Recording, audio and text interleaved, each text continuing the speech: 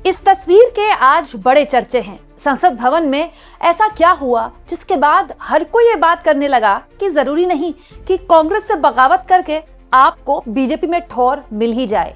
शशि थरूर, मल्लिकार्जुन खड़गे और राहुल गांधी, वो भी एक ही फ्रेम में। दोस्तों, इस तस्वीर के अपने आप के पीछे बहुत सारे मायने हैं। दोस्तों, ये तस्वीर शशि थरूर ने खुद शेयर की है और जो लिखा है उन्होंने इस तस्वीर में बड़ा दिलचस्प है।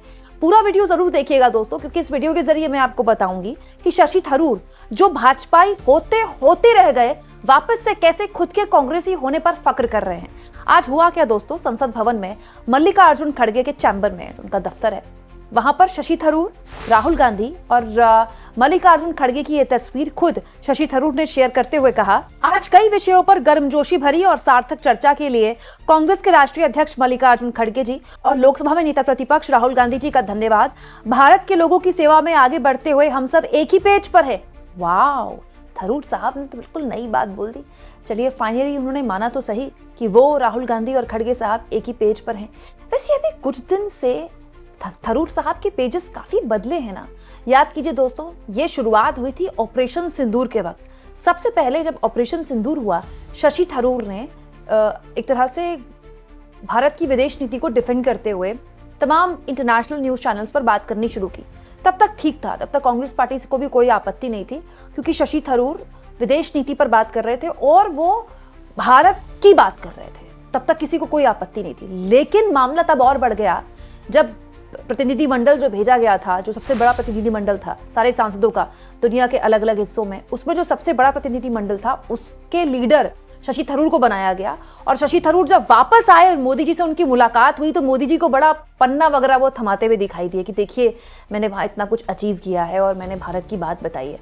और उसके बाद थरूर साहब ऐसी ऐसी चीजों पर बीजेपी को डिफेंड करने लगे और अपने पार्टी से अलग स्टैंड लेने लगे, जो आज से पहले कभी नहीं देखा गया। तभी से बात समझ में आ गई थी कि थरूर साहब को ये बात समझ में आ गई कि अब कांग्रेस में उनको कुछ मिलना है नहीं ज्यादा, तो बीजेपी की तरफ अगर वो अपना झुकाव रखें तो कुछ नहीं तो कोई पद तो मिल ही जाएगा। तो शशि थरूर के पास विदेश मंत्रालय की समझ है और उनको विदेश मामलों की समझ है। तो शशि थरूर समझते हैं कि जब आप सत्ता के करीब रहते हैं तो आपको कोई बड़ा पद मिल सकता है, कोई इंटरनेशनल पोस्टिंग मिल सकती है, जो कि शशि थरूर को सूट करता है। लेकिन फिर क्या हुआ अचानक से कि शशि थरूर जो आरएसएस तक को डिफेंड करने लगे थे, आरएसएस तक को, वो राहुल गांधी और मल्लिकार्जुन खड़गे के साथ फोटो शेयर कर रहे हैं। बातें तो बहुत सी है दोस्तों, लेकिन एक्चुअली में जो सबसे इंपॉर्टेंट बात है वो है केरल विधानसभा। केरल में इस वक्त जो विधानसभा चुनाव की सरगर्मियां चल रही हैं, उसमें कांग्रेस समर्थित यूडीएफ को हाल ही के निकाय चुनाव में उन्होंने बहुत अच्छा परफॉर्म किया। हो सकता है कि शशि थरूर ये समझ रहे हों कि जब पार्टी सत्ता में आने वाली है तो फिर पार्टी से बैर क्यों रखना है। दूसरा, अभी केरल को लेकर एक बहुत इंपॉर्टेंट मीटिंग हुई थी दिल्ली में। मल्लिकार्जुन खड़गे और राहुल गांधी उसमें मौजूद थे, शशि थरूर उसमें नहीं आए। तब भी सवाल खड़े हुए कि थरूर क्या आप खुलेआम बगावत पर उतर आए हैं। अब उस पर भी जानकारी निकलने लगी कि शशि थरूर सफाई देने लगे हैं कि दरअसल उनको केरल लिटरेचर फेस्टिवल में अपनी किताब के लिए बोलना था और वहां पर जाना था, इसलिए पहले ही मैंने अपनी पार्टी को बता दिया था। ये जानकारी अब थरूर दे रहे हैं मीडिया को। तो उसमें इसीलिए आज जब संसद भवन में ये फोटो निकल कर आई और तमाम रिपोर्टर्स ने शशि थरूर को घेरा, तो थरूर बड़े सहजता से बोलने लगे, इसमें क्या बड़ी बात है, मैं अपने पार्टी लीडर से मुलाकात कर रहा हूँ, तो इसमें क्या बड़ी बात है, कुछ होगा तो मैं आपको बताऊंगा। बहुत सी चीजें इस बीच हुई हैं दोस्तों। तिरुवनंतपुरम, जहां से शशि थरूर आते हैं, वहां बीजेपी के निकाय चुनाव में बड़ी जीत दर्ज करना, ये एक्चुअली में शशि थरूर की कमजोरी बताता है कि वो कांग्रेस पार्टी के सांसद है और उनके इलाके से बीजेपी जीत रही है, तो मतलब उनका कैडर वीक है।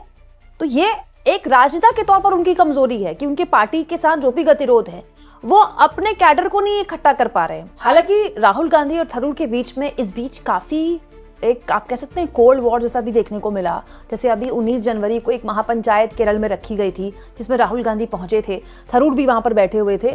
थरूर को छोड़कर राहुल गांधी ने सबसे बड़े प्यार से बात की, बहुत मतलब वार्मली वो मिले, लेकिन थरूर से उनकी मुलाकात कुछ खास मीठी नहीं रही।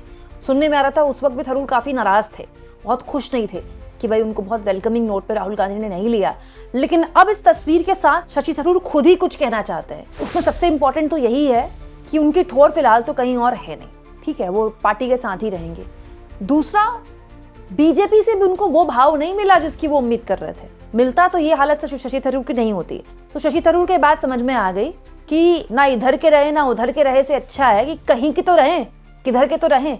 दूसरा, शशि थरूर जानते हैं कि वो केंद्र में बीजेपी का कितना भी सपोर्ट कर लें, दोस्तों केरल में बीजेपी का कोई अस्तित्व नहीं है, कोई संगठन नहीं है। बीजेपी कितनी भी कोशिश कर ले, जैसे उसके लिए वो लड़ाई वैसी जैसे कांग्रेस के लिए दोस्तों पश्चिम बंगाल में है, कि उससे भी खराब स्थिति में है। कांग्रेस को तो फिर भी 4-5 नेता हैं खड़े होकर बोलने वाले।